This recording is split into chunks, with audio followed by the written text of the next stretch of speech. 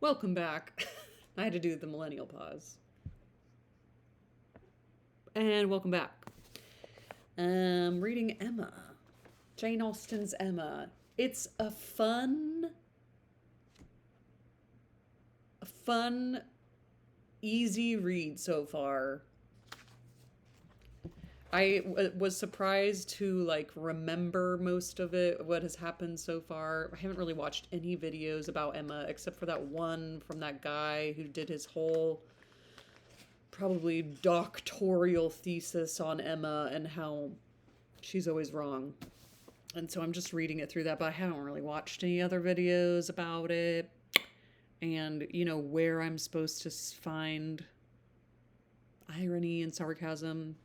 But I feel like I'm getting in the flow so much now that it's just kind of a fun palate cleanser for sure after Mansfield Park. For some reason, that book just felt so heavy to me. And it was so good. But it just felt like big themes and morality and so many things. So, we're chapter 12 of Emma. Come on this little ride with me and cuddle up with a hot cocoa or a mushroom tea and relax for a second and enjoy this chapter. And I'm going to try to read it with my best British accent that I could possibly conjure up for you. Chapter 12. Mr. Knightley was to dine with them, rather against the inclination of Mr. Woodhouse, who did not like that any one should share with him in Isabella's first day. He wanted her all to himself. Emma's sense of right, however, had decided it, and besides the consideration of what was due to each brother, she had particular pleasure from the circumstance of the late disagreement between Mr. Knightley and herself in procuring him the proper invitation. She hoped they might now become friends again. She thought it was time to make up. Making up indeed would not do. She certainly had not been in the wrong, and he would never own that he had. Concession must be out of the question, but it was time to appear to forget they had ever quarrelled, and she hoped it might rather assist the restoration of friendship that when he came into the room she had one of the children with her, the youngest, a nice little girl about 8 months old, who was now making her first visit to Hartfield, and very happy to be danced about in her aunt's arms. It did assist. For though he began with grave looks and short questions, he was soon led on to talk of them all in the usual way, and to take the child out of her arms with all the unceremoniousness of perfect amity. Emma felt they were friends again, and the conviction of giving her at first great satisfaction and then a little sauciness that she could not help saying as he was admiring the baby, "What a comfort it is that we think alike about our nephews and nieces. As to men and women, our opinions are sometimes very different, but with regard to these children, I observe we never disagree. If you were as much guided by nature in your own estimate of men and women, and as little under the power of fancy and whim in your dealings with them, as you are where these children are concerned, we might always think alike. To be sure, our discordancies must always arise from my being in the wrong." "Yes," he said, smiling, "and reason good. I was 16 years old when you were born." "Oof. A material difference, then," she replied, "and no doubt you were much my superior in judgment at that period of our lives, but does not the lapse of 21 years bring our understandings a good deal nearer?" "Yes, a good deal nearer, but still not near enough to give me a chance of being right if we think differently. I have still the advantage of you by 16 years' experience, and by not being a pretty young woman and a spoiled child. Come, my dear Emma, let us be friends and say no more about it. Tell your aunt, little Emma, that she ought to set you a better example than to be renewing old grievances, and that if she were not wrong before, she is now." that's true, she cried, very true. Little Emma, grow up a better woman than your aunt. Be infinitely cleverer, and not half so conceited. Now, Mr. Knightley, a word or two more, and I have done. As far as good intentions went, we were both right. And I must say that no effects on my side of the argument have yet proved wrong. I only want you to know that Mr. Martin is not very, very bitter. I only want to know that Mr. Martin is not very, very bitterly disappointed. A man cannot be more so, was his short, full answer. Ah, indeed I am very sorry. Come, shake hands with me. This had just taken place, and with great cordiality, when John Knightley made his appearance, and "How d'ye do, George?" and "John, how are you?" succeeded in the true English style, bearing under a calmness that seemed all but indifference the real attachment which would have led either of them, if requisite, to do everything for the good of the other. The evening was quiet and conversable, as Mr. Woodhouse declined cards entirely for the sake of comfortable talk with his dear Isabella, and the little party made two natural divisions. On one side, he and his daughter. On the other, the two Mr. Knightleys, their subjects totally distinct, or very rarely mixing, and Emma only occasionally joining in one or the other. The brothers talked of their own concerns and pursuits, but principally of those of the elder, whose temper was much like the most communicative. Whose temper was by much the most communicative, and who was always the greater talker. As a magistrate, he had generally some point of law to consult John about, or at least some curious anecdote to give, and as a farmer, as keeping in hand the home farm at Donwell, he had to tell what every field was to bear next year, and to give all such local information as could not fail of being interesting to a brother whose home it had equally been the longest part of his life, and whose attachments were strong. What a life, huh? Just to be a little farm boy, bopping around the farm. The plan of a drain, the change of a fence, the felling of a tree, and the destination of every acre for wheat, turnips, or spring corn was entered into with as much equality of interest by John as his cooler manners rendered possible, and if his willing brother ever left him anything to inquire about, his inquiries even approached a tone of eagerness. While they were thus comfortably occupied, Mr. Woodhouse was enjoying a full flow of happy regrets and fearful affection with his daughter. "My poor Isabella," said he fondly, taking her hand and interrupting for a few moments her busy labours for some one of her 5 children. "How long it is, how terribly long it since you were here. And how tired you must be after your journey. You must go to bed early, my dear, and I recommend a little gruel to you before you go. You and I will have a nice basin of gruel together. My dear Emma, suppose we all have a little gruel." Emma could not suppose any such thing, knowing as she did that both the Mr. Knightleys were as unpersuadable on that article as herself, and 2 basins only were ordered.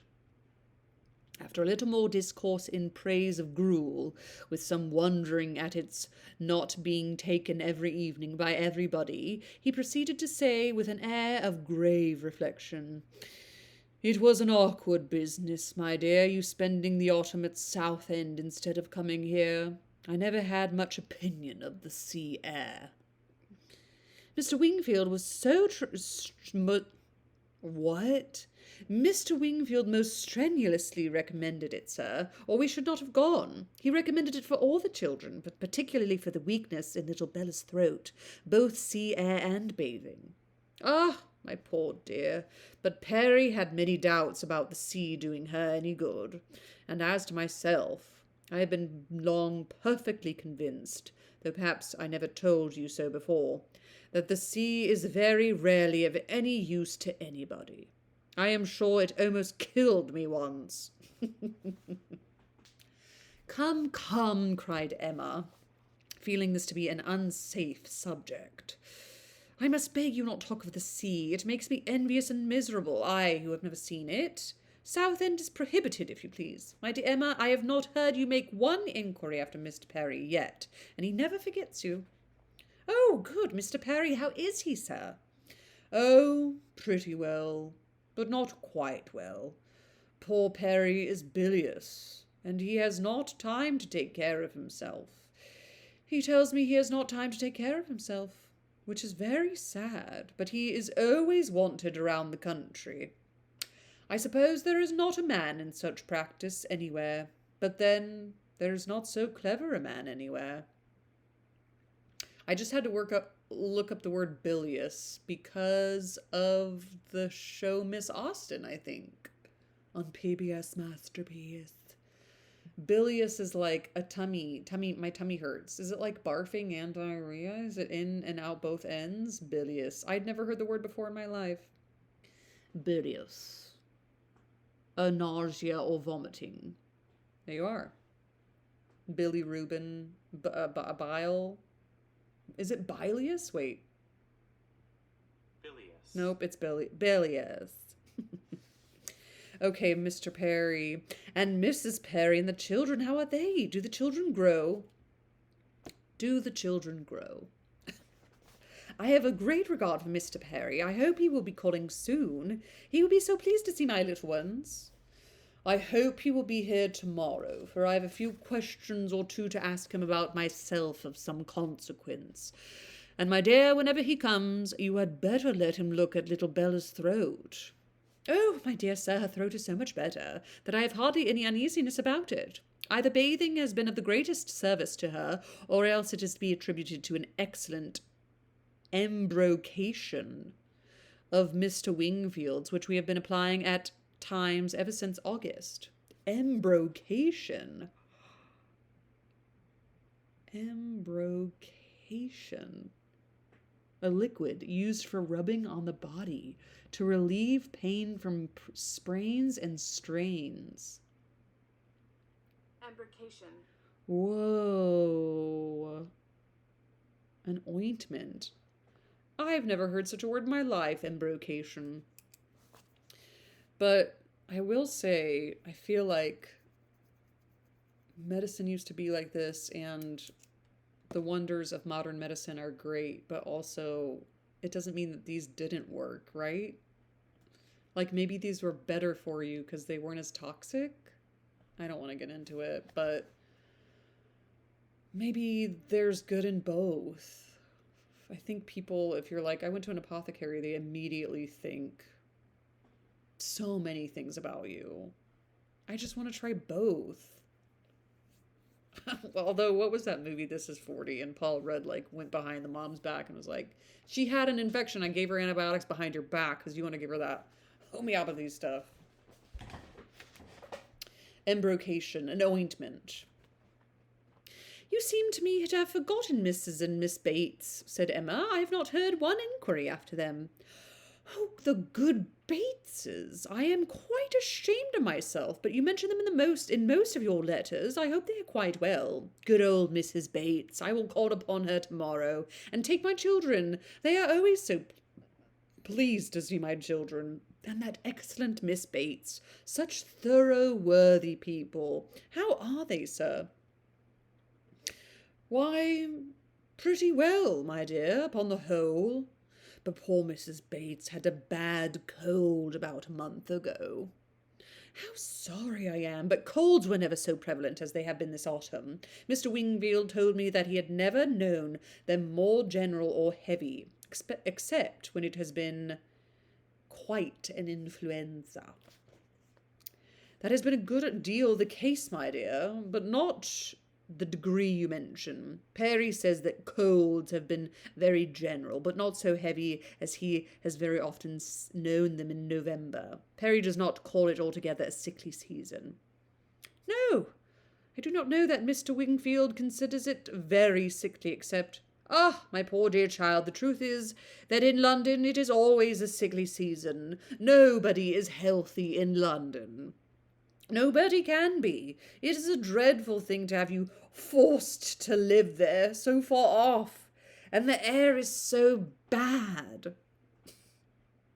No, indeed, we are not at all in bad air. Our part of London is so very superior to most others. You must confound us with London in general, my dear sir.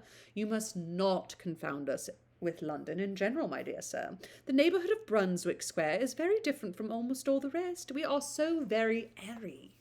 I should be unwilling, I own, to live in any other part of the town. There is hardly any other that I could be satisfied to have my children in. But we are so remarkably airy. Mr. Wingfield thinks the vicinity of Brunswick Square decidedly the most favourable as to air. Ah, my dear, it's not like Hartfield. You make the best of it, but after you have been a week at Hartfield, you are all of you different creatures. You do not look like the same. Now I cannot say that I think you are any of you looking well at present.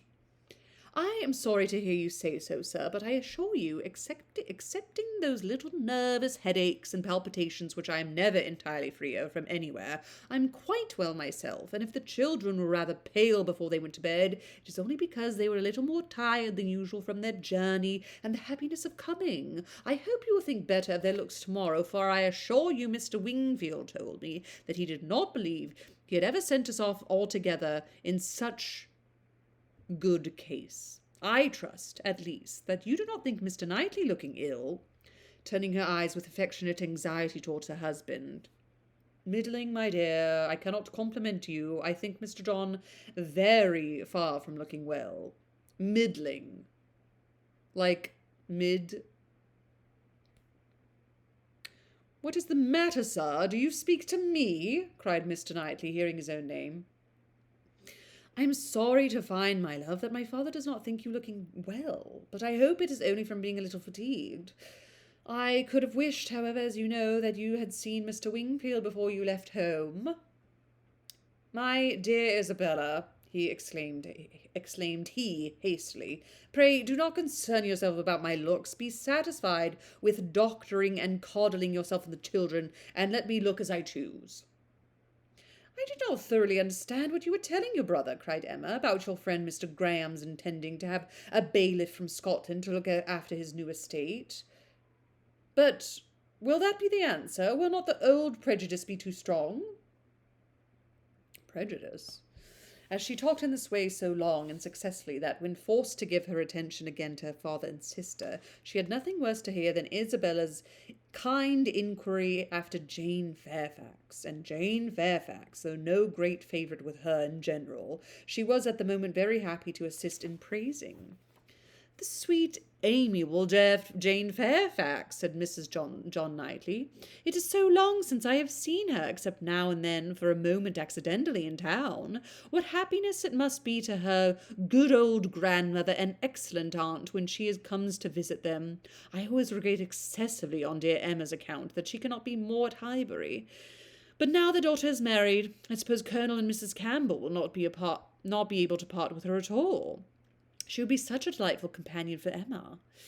Mr. Woodhouse agreed to it all, but added, Our little friend Harriet Smith, however, is just such another pretty kind of young person. You will like Harriet. Emma could not have a better companion than Harriet. I am most happy to hear it, but only Jane Fairfax one knows to be very accomplished and superior, and exactly Emma's age.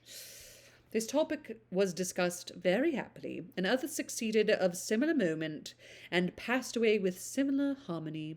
But the evening did not close without a little return of agitation. The gruel came, and supplied a great deal to be said, much praise and many comments, undoubting decision of its wholesomeness for every constitution, and pretty severe philippics upon the many houses where it was never met with tolerable. But, unfortunately, among the failures which the daughter had to instance, the most recent, and therefore most prominent, was in her own cook out Southend, a young woman hired for the time, who never had been able to understand what she meant by a basin of nice smooth gruel, thin but not too thin. Often as she had wished for and ordered it, she had never been able to get anything tolerable. Here was a dangerous opening. Ah! said Mr. Woodhouse, shaking his head and fixing his eyes on her with tender concern. The ejaculation in Emma's ear expressed, "Ah, there is no end of the sad consequences of your going to Southend. It does not bear talking of." And for a little while she hoped he would not talk of it, and that silent rumination might suffice to restore him to the relish of his own smooth gruel. After an interval of some minutes, however, he began with, "I shall always be very sorry that you went to the sea this autumn instead of coming here." "But why should you be sorry, sir? I assure you it did the children a great deal good. And moreover, if you must go to the sea, it had better not have been to Southend. Southend is an unhealthy place. Perry was surprised to hear you had fixed upon Southend." "I know there is such an idea with many people, but indeed it is quite a mistake, sir. We all had our health perfectly well there, never found the least inconvenience from the mud, and Mr. Wingfield says it's entirely a mistake to suppose the place unhealthy, and I am sure he may be depended on, for he thoroughly understands the nature of the air, and his own brother and family have been there repeatedly." "You should have gone to Cromer, my dear, if you went anywhere. Perry was a week at Cromer once, and he holds it to be the best of all the sea-bathing places. A fine open sea, he says, and very pure air. And by what I understand, you might have lodgings there quite away from the sea, a quarter of a mile off, very comfortable. You should have consulted Perry." "But, my dear sir, the difference of the journey. Only consider how great it would have been. 100 miles, perhaps, instead of 40. "Ah, my dear, as Perry says, where health is at stake, nothing else should be considered. And if one is to travel, there is not much to choose between 40 miles and 100. Better not move at all. Better stay in London altogether than travel 40 miles to get into a worse air." This is just what Perry said. It seemed to him a very ill-judged measure. Emma's attempts to stop her father had been vain, and when he had reached such a point as this, she could not wonder at her brother-in-law's breaking out. "Mr. Perry," said he, in a voice of very strong displeasure, "would do as well to keep his opinion till it is asked for. Why does he make it any business of his to wonder what I do, at my taking my family to one part of the coast or the other? I may be allowed, I hope, to the use of my judgment as well as Mr. Perry. I want his directions no more than his drugs." He paused, and growing cooler in a moment, added with only sarcastic dryness, "If Mr. Perry can tell me how to convey a wife and 5 children a distance of 130 miles with no greater expense or inconvenience than a distance of 40, I should be as willing to prefer Cromer to Southend as he could himself." "True, true," cried Mr. Knightley, with most ready interposition. "Very true. That's a consideration indeed. But, John, as to what I was telling you of my idea of moving the path to Langham, of turning it more to the right, that it may not cut through the home meadows, I cannot conceive any difficulty. I should not attempt it, if it were to be the means of inconvenience to the Highbury people. But if you call to mind exactly the present line of the path, the only way of proving it, however, will be to turn out to our maps. I shall see you at the Abbey tomorrow morning, I hope, and then we will look over them, and you shall give me your opinion." Mr. Woodhouse was rather agitated by such harsh reflections on his friend Perry, to whom he had, in fact, though unconsciously, been attributing many of his own feelings and expressions, but the soothing attentions of his daughters gradually removed the present evil, and the immediate alternate alertness of one brother, and better recollections of the other, prevented any renewal of it.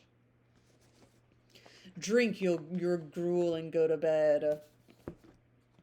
I think it's really funny that we're spending so much of our time talking about, like, health and medicine and the sea, and Mr. Knightley did make a good point. If he can tell me how to get 140 miles in a cheap way with five kids and a, I mean, can you even imagine 40 miles? I wonder how long that took in a carriage. I have no sense of how long that would take.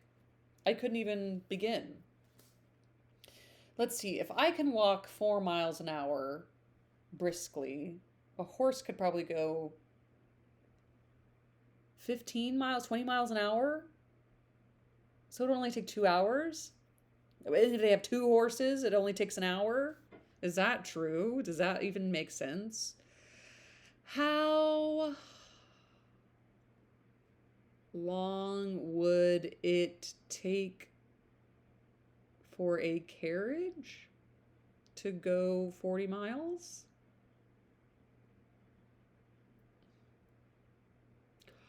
It would typically take a horse-drawn carriage between 8 to 12 hours to travel 40 miles?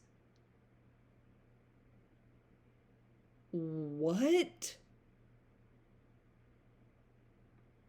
Yeah, I guess the horses aren't running, huh? They're just walking. So they're probably also walking 5 miles an hour. Oh my god. The exact time can vary depending on factors like road conditions, the type of carriage, the horse's stamina, and whether it's a stagecoach route with scheduled stops for fresh horses. Wow. Okay, private carriages without the need for frequent stops might travel at an average of 7 to 12 miles per hour.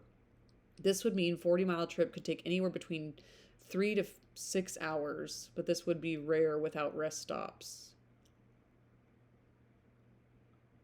Whoa. That is a long day.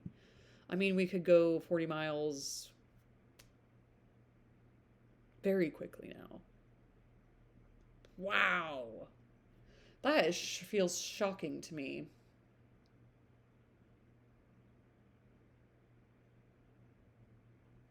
Okay. Well, you chew on that while you enjoy whatever it is you're reading. Hopefully we're getting out there and just reading more and expand your mind, Craig. And happy reading and ta-ta. Take care of yourselves and ta-ta.